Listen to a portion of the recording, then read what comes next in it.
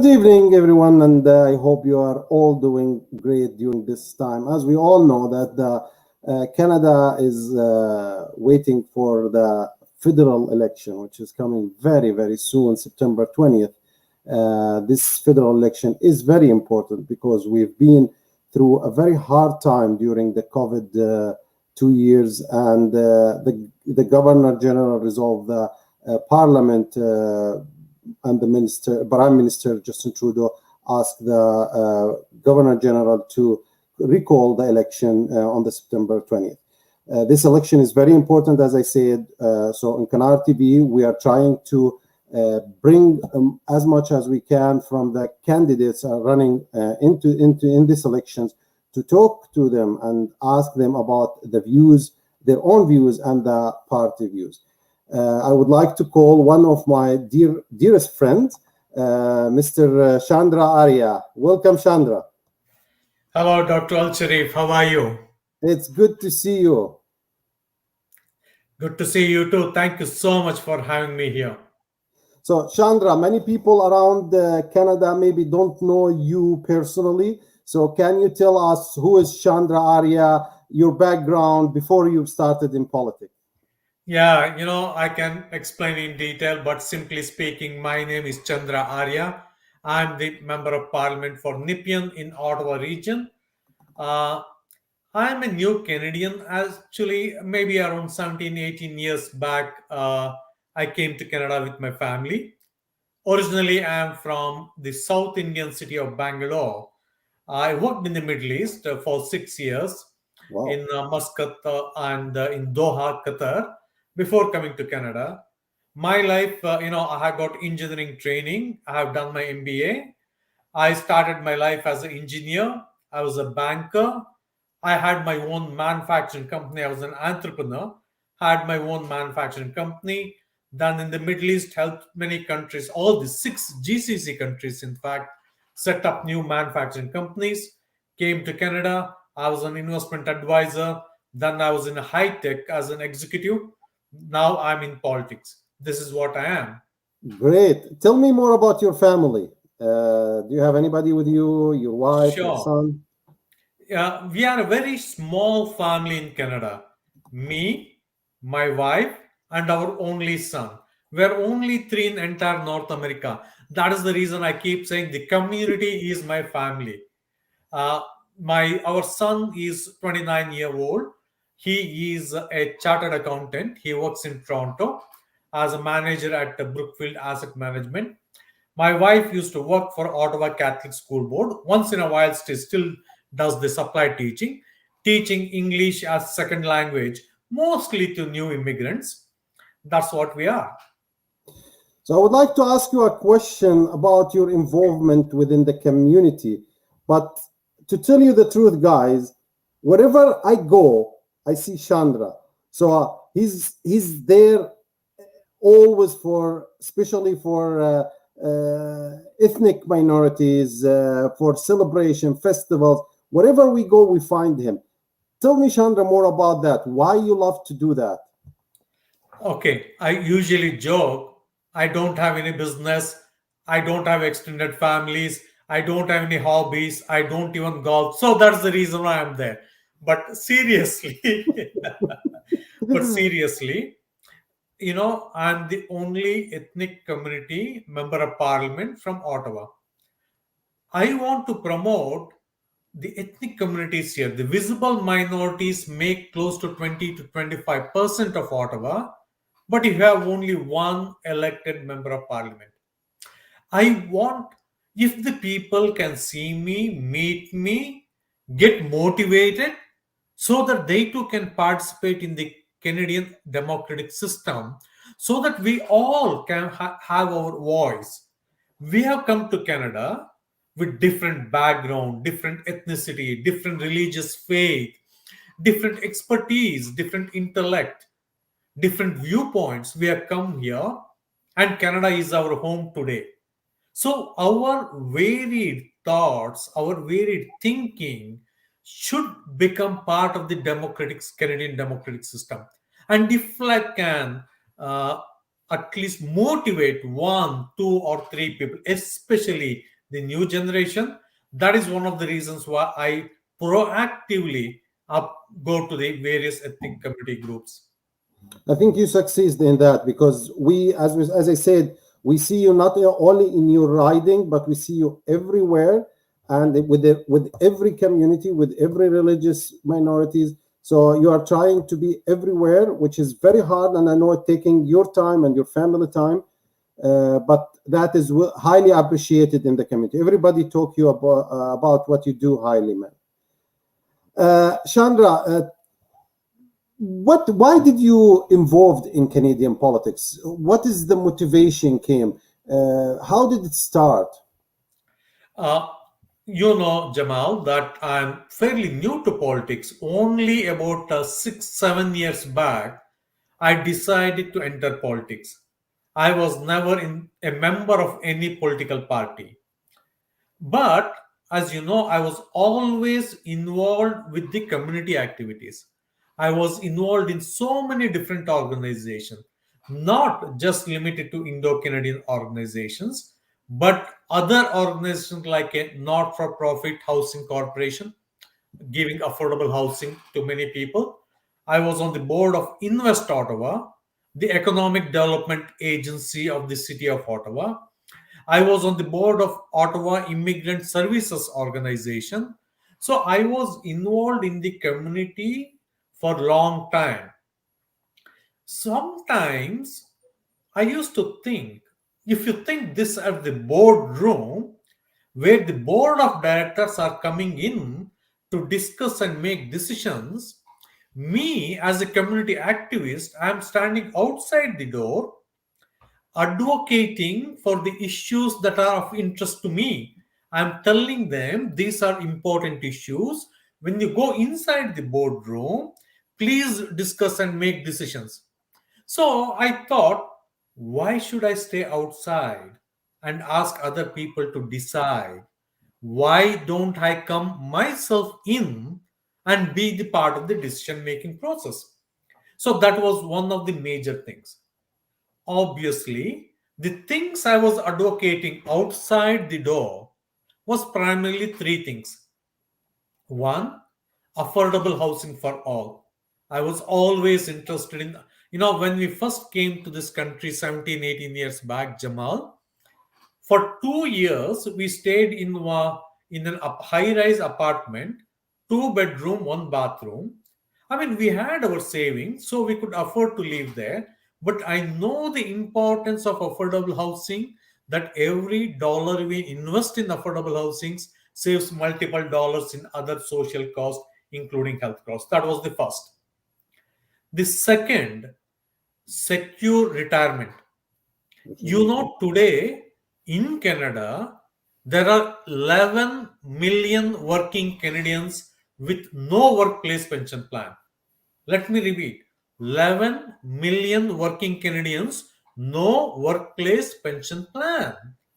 So when they retire, many of them directly retire into poverty. So I wanted to work towards the things that can secure the retirement. So I'm fairly successful on that. The third is from the angle of our children and grandchildren. The world economy is going towards a knowledge based economy. And today, Canada is rich, Canada is prosperous because we have the natural resource of oil, gas, Right. minerals, forestry products, agriculture. We all have that. That's the reason we are rich, we are prosperous, we have got high standard of living. However, the world is moving towards a knowledge-based economy. The advantages we have as a natural resources country is no longer to be available. So I want Canada to be at the forefront of this knowledge-based economy so that we continue to be prosperous, so that the standard of life that we enjoy today is also available to our children and grandchildren. So these were the objectives with which I stepped into politics. Great. So why did you choose to join the Liberal Party? We know there we have several parties, strong parties in Canada. Liberal Party is one of them, and you chose it. Why did you? I come from a cultural background where we are socially liberal, fiscally conservative. Okay. To put it in very simple terms, my background is that on social issues, we are very, very liberal. But when it comes to financial issues, we are very conservative. Typical of us from the place we come from, other than the things like mortgage, we don't usually have any debt. We don't want to have any debt. We don't want to have credit card debt. At the same time, when it comes to the rights of the people of all different faiths, all different background, all different genders, the gender equality, the equal rights for gays and lesbians, so all this we are socially very progressive, and it is the only party in Canada which has got both is the Liberal Party. Whereas the political parties in Canada, which are very far left, they don't have economically responsible policies. And the parties which are on the right, they are not socially liberal that can include everyone. And the Liberal Party being at the center made me an ideal place for me to look into, to get into, and I'm glad that I joined the Liberal Party. Yeah, that's great. So, uh, running as a member of parliament, it's not an easy job, but the campaign, it's headache. I know you guys changing your shoes every 10 days because too many doors knocking, too many meetings. Tell me about running a campaign in general. What you need, how you do it. Do you need volunteers? Do you need anybody to help, or you can do that by yourself? Yeah, let me just And, step and by back. the way, Chandra, this is your third campaign, yes? Yeah, Yep. okay.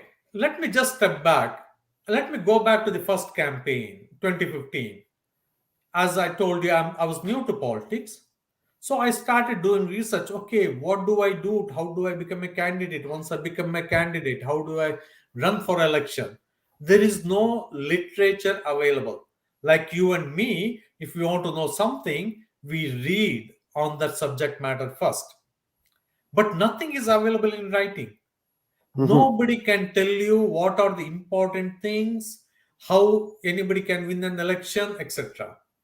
My research, or rather, my conclusion based on all the research I've seen around, says that there are five things that is required to win: Okay. party, the leader, the election platform, the candidate, the sentiment during the election.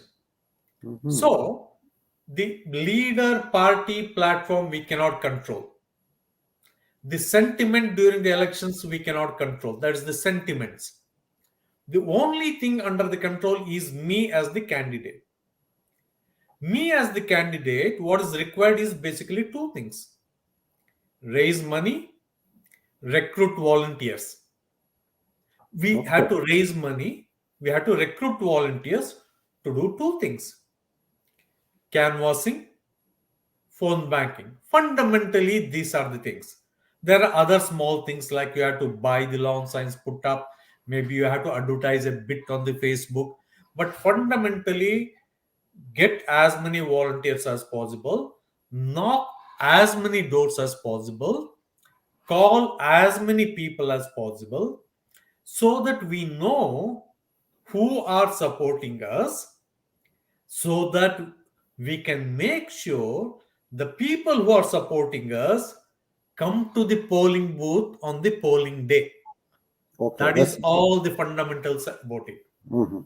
Mhm. That's clear, and I wish you all the best because you run two successful campaign, and I think the third one will be successful. That's what I believe in.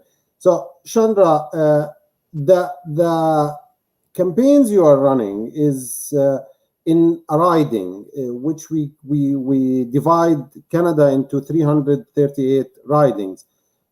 Your riding is Nipissing. Tell me generally about this riding. How many people living in this riding? Tell me about the Arab and Muslim in the ridings. What else we need to know more about this riding?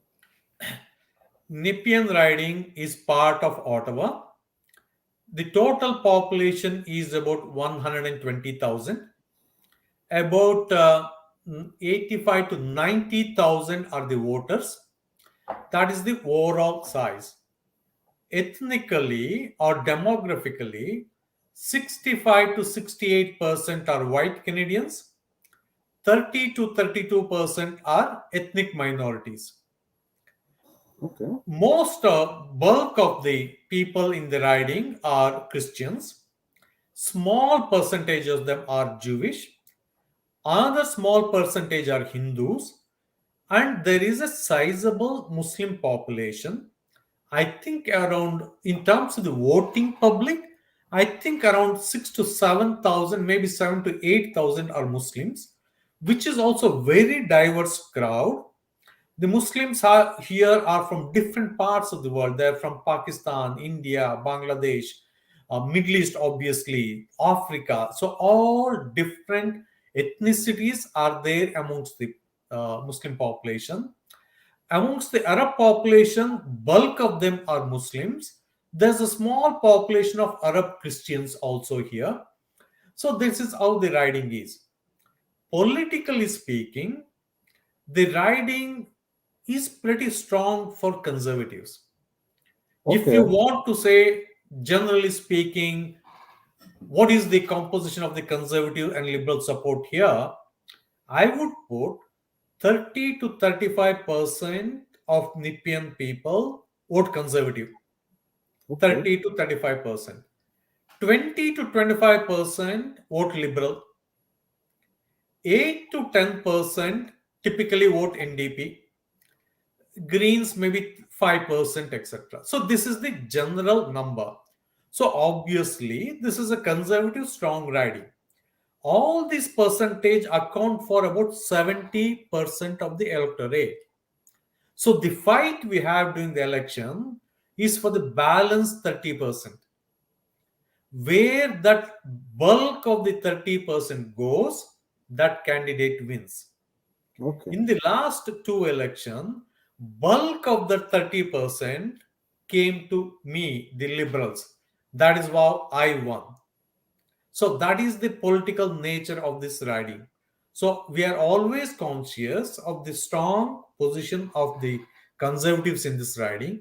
As you may be aware, this riding provincially is represented by a progressive conservative and federally have been representing for last 6 years. So the 30% swing votes that is there, where do they go? It goes depending on the leader, party, platform, candidate, sentiments during the election.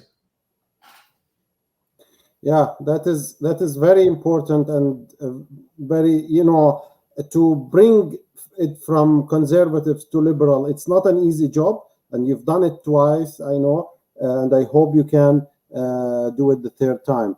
So, can you tell me more about the party, the Liberal Party? What is the plan or the priorities for the party in the coming 4 years if you win the government? Yeah. In a typical election, we could have said that, okay, this is what we are going to do for years. We are going to say that too. But fundamentally, this election is different. When we first got elected in 2019, nobody expected pandemic. Nowhere in the world, any elected government expected this pandemic. So when the pandemic hit, we had to take very hard decisions, monumentous decisions, huge decisions that fundamentally change the way a government functions. We did not have mandate to do that, but because of the emergency of pandemic, we took those measures. We brought in great many big programs to help Canadians who lost their jobs. 9 million Canadians lost their jobs. We provided them the support so they put the food on the table and pay their bills. Hundreds and thousands of businesses were closing down.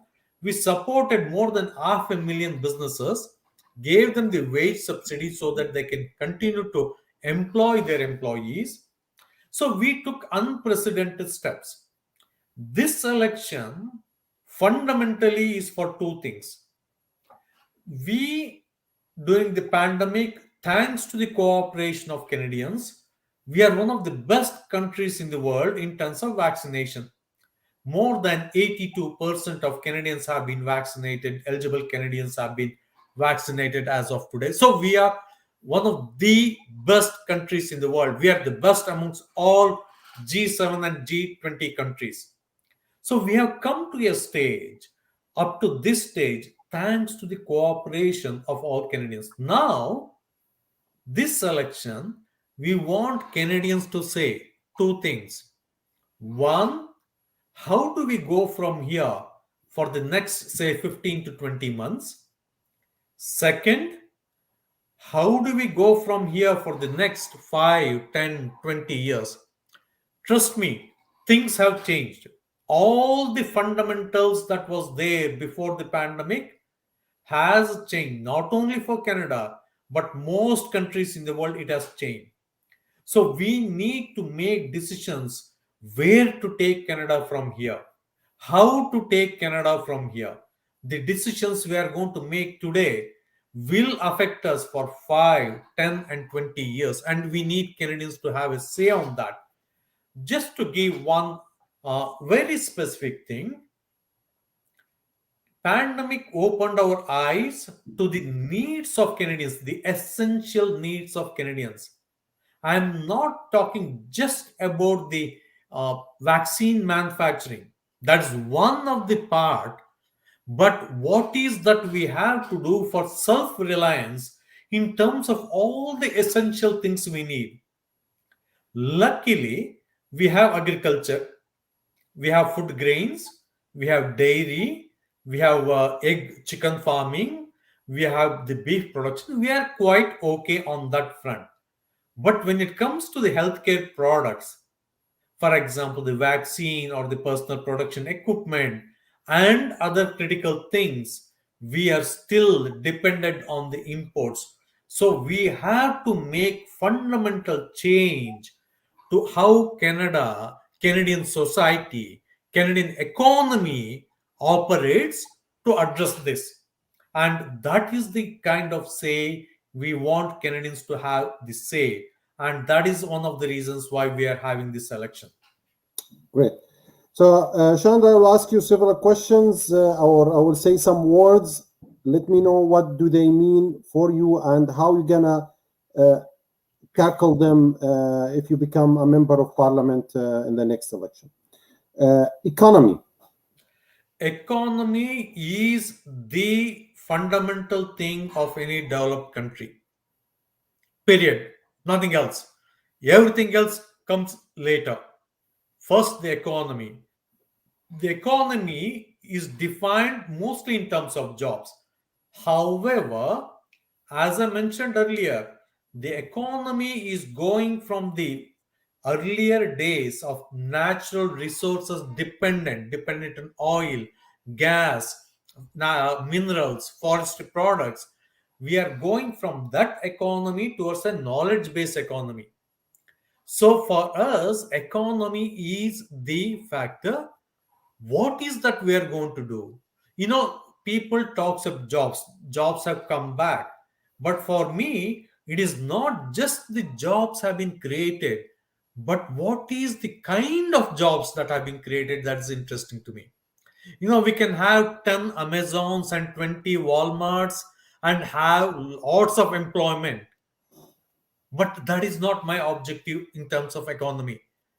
I want in the knowledge based economy, in artificial intelligence, in robotics, in automation, in battery manufacturing.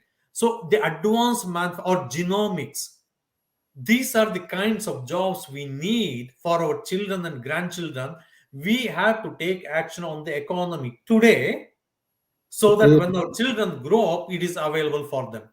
to create a future for this generation. Absolutely. Yep. Housing. I know this is very close to your heart. Yeah, housing, many times people get confused a lot. Thankfully, the Canadian home ownership is very high. I don't have the exact number, maybe around 60 to 65% of Canadians own their home, which is a good thing. If you ask any homeowner, are you happy with the value of your house going up? They will all say yes, Sure. right? I Yeah. have not heard anybody who owns a home saying, oh my God, the cost has gone. No, no, they are not saying that. However, the remaining 30% is to be digs. There are two parts for the remaining 35% who don't own home. One part is the people who want to buy their own home, and the second part who cannot afford to not only to buy but also cannot rent. So there are two distinct components on affordability. 65% Canadian own home, they're happy, they pay their mortgages, Yeah. the Good. interest rate is low, value goes up, they're happy. But of the 35%, one component, the people who want to buy home, that is usually the younger generation, the first time home buyers. So, to make it affordable for the first time buyers, we have brought in a scheme where the government gives you, the first time home buyer, 10% of the cost of the house.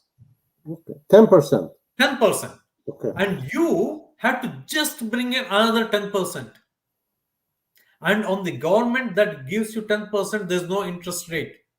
Okay. All you have to do is that whenever you sell this house, 3 years, 5 years, 10 years, 20, you have to pay back the 10% of the value of the house back to the government. Okay. If you sell for loss, that's okay. You still have to give that 10% of the lower value of the house. So this scheme is there. And Jamal, the practical thing is many people don't want to take this facility Strange. because they think the value is going up. Why should I give my 10% to the government? How? But then you should not complain Yes, you're right. because we are giving you 10%. You're asking you to give only 10%. Just imagine when I bought the house, there was nothing like that. 20% we had to bring from our own savings. You have to pay it But for the yourself. new buyers, we have this. People are not taking. So that is one part. Let me talk to the second part. That is the Yes, definitely. affordable housing. The people, as I told you, many But people have. Chandra, I'm sorry. I know this is very mixed between the federal and provincial. So if you just can explain where is the parts so people can Okay, understand. on the people who want to buy, all three levels of the governments are involved: the federal government, the provincial government, and the city government.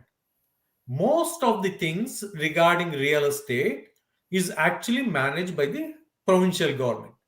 Mhm. At the federal government, we can influence the interest rate. Okay.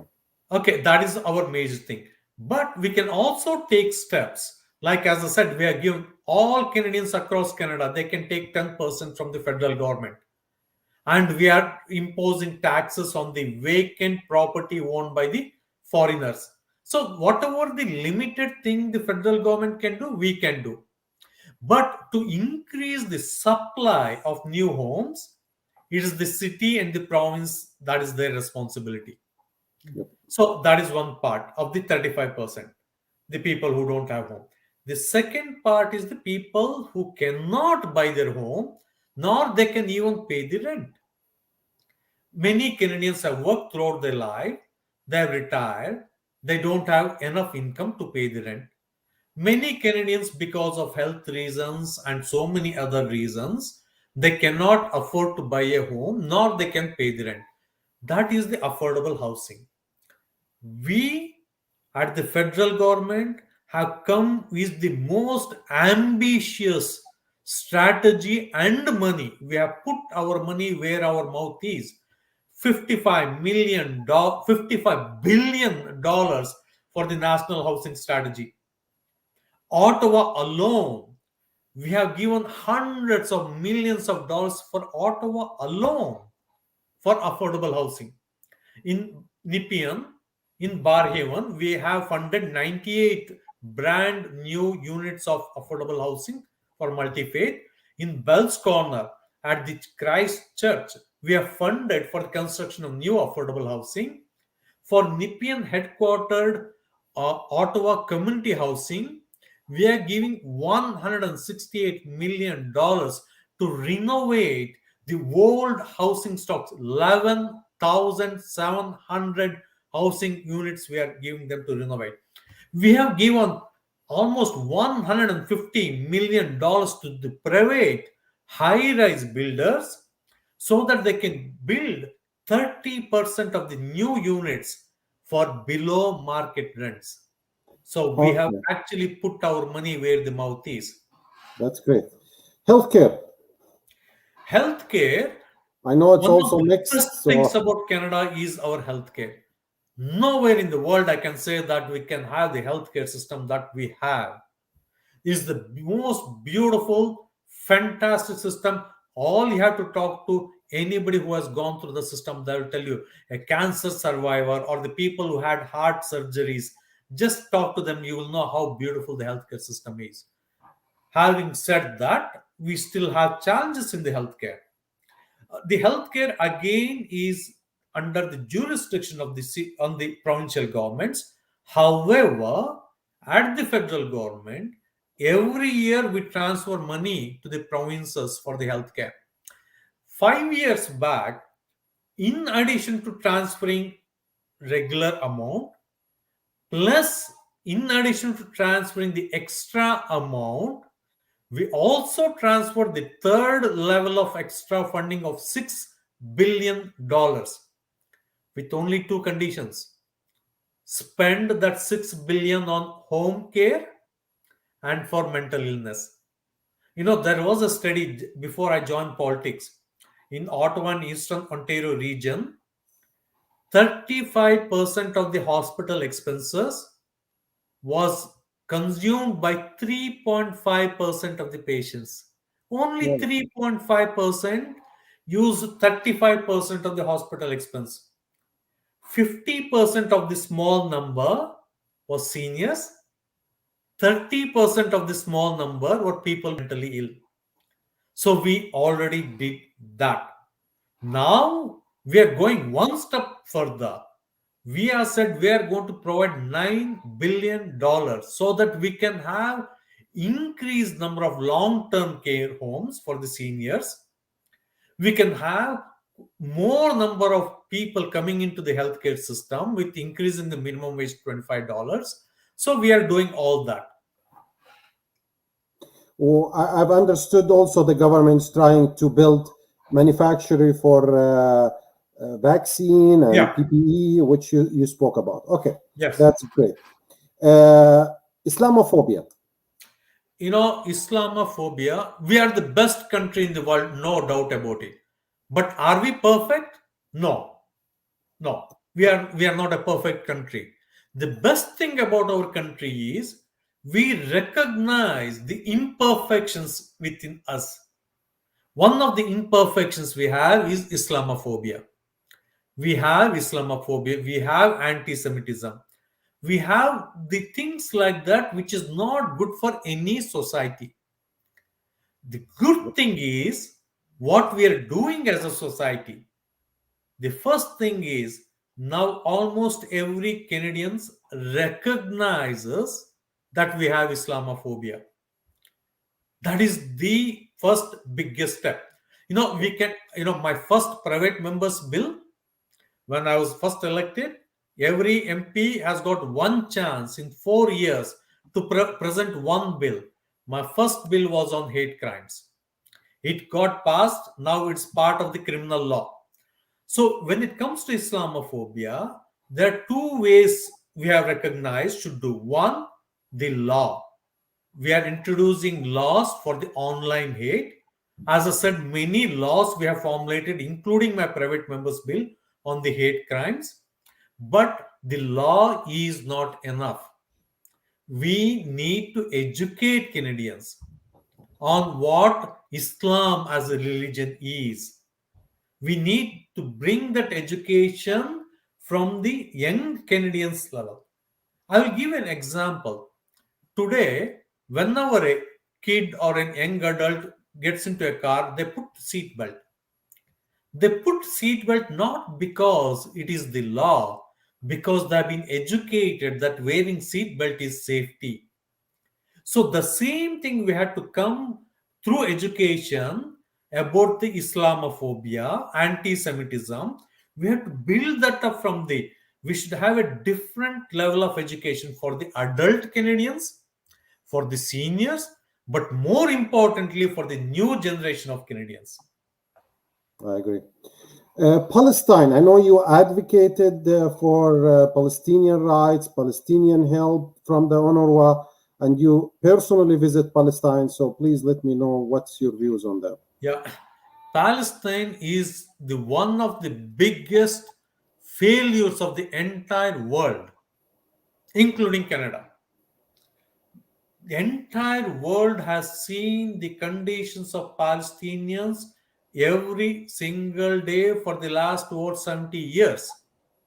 Even today, two, three, four generations of Palestinians are living in refugee camps. Unacceptable. Everything we are trying to do, when they say we, Canada as a little, but the global community has not been able to move very firmly towards finding a solution. Several times we thought the solution was near, but it did not happen. And within Canada, the Canadian government has been very clear that we need a two-state solution, the state of Israel and the state of Palestine living peacefully next to each other. However, the main opposition party in Canada, the Conservative Party, have already recognized Jerusalem as the capital of Israel. Our view is that we cannot make that decision till the Palestinians and the Israelis sit and come to an agreement. That has not happened. As you know, before we came to power, all support to Palestinians was cut to $0. Since we came to power, we have not only restored funding, we have been increasing funding to Palestinian refugee settlement through UNRWA or directly for the developmental projects. On the funding side, we have done quite much.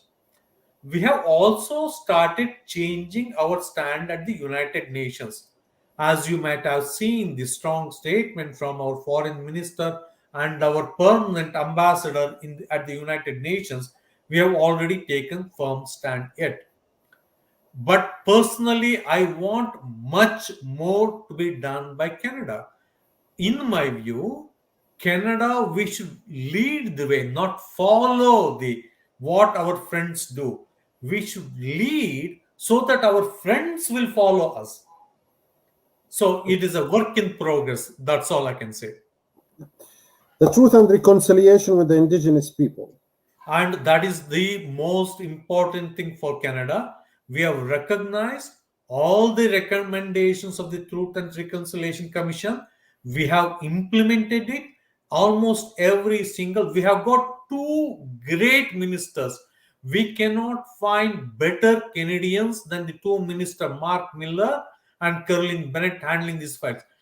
They have been the advocates for indigenous peoples for long, many years, even before they became ministers.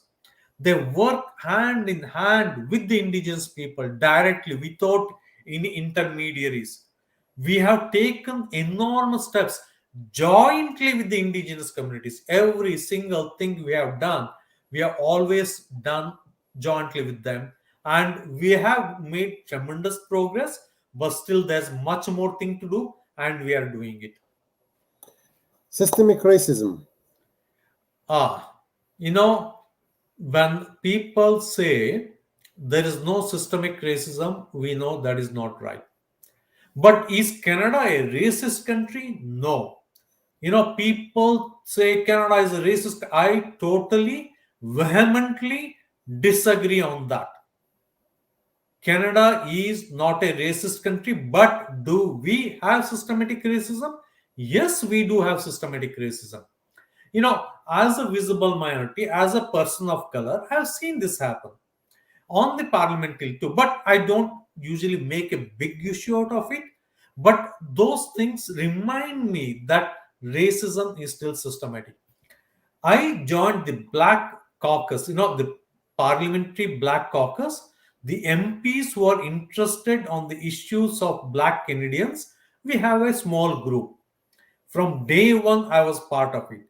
Through that Black Caucus, we have done so much of work, and a lot of those things have been turned into policies that is being implemented.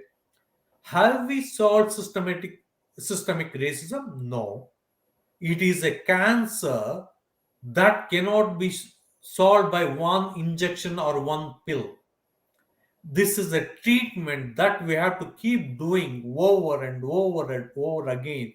So one day, Canada, the best country will the world, will become the most ideal country in the world. Great. So, what is your message for Canadians who gonna vote on the day on the September 20th, especially those in your riding? My thing is, think before you vote, because the vote is the most valuable fundamental right we have as Canadian citizens. I agree. Whatever we are as a country today, what we will be as a country tomorrow, everything is dependent on one single vote of you and mine.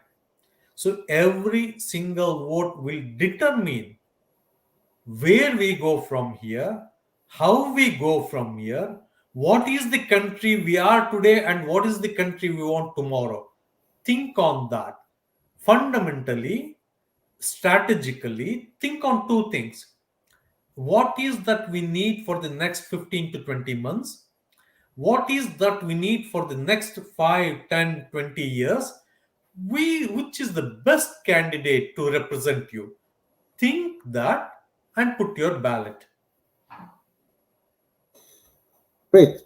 So I just want to remind everybody that really one vote can make difference, and it happened in Canada in many occasions. We've seen a winner won with only one vote difference. So please, please, please, on September 20th, go and vote for the party you believe in, for the candidate you believe in, but just practice your rights. As Chandra says, this is the most valuable rights we have. People fight in other countries just to be able to vote and put somebody in power they trust or they believe in. So we have it on a plate of gold, as they say. But I would like to emphasize on Chandra's needs on his campaign. Volunteer these days are very, very important to help with phone calls, with door knockings, with putting signs. If you can't volunteer, go and pick up your sign and put it in front of your door or friend's door. And for sure, donation. I would remind, I know that Chandra didn't spoke a lot about it, but donation is very important for any candidates. And the federal government is giving very important incentives. If 75% back of $400. So basically, if you donate any amount up to $400, you get $75, 75%, which is 300 of the 400 in your pocket bag. So this is a very good incentive. And finally, but the most important, is to vote on the election day.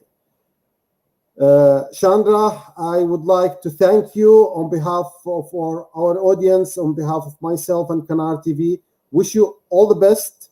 And I know that you are running a very clean and nice campaign. Hope we'll see you in the parliament soon, John. Thank you. Again, I would like to thank Chandra and thank all our audience. Hope to see you next week with another candidate.